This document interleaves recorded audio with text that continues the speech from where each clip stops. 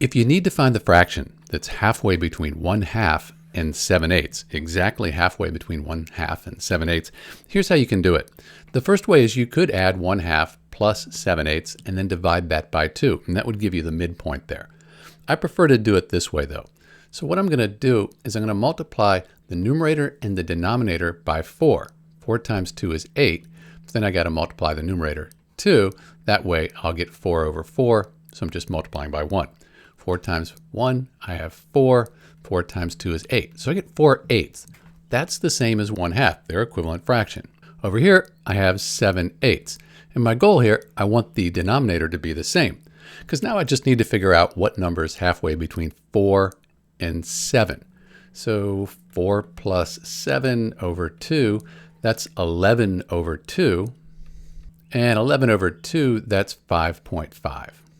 So I could say that halfway between 4/8 and 7/8 is 5.58.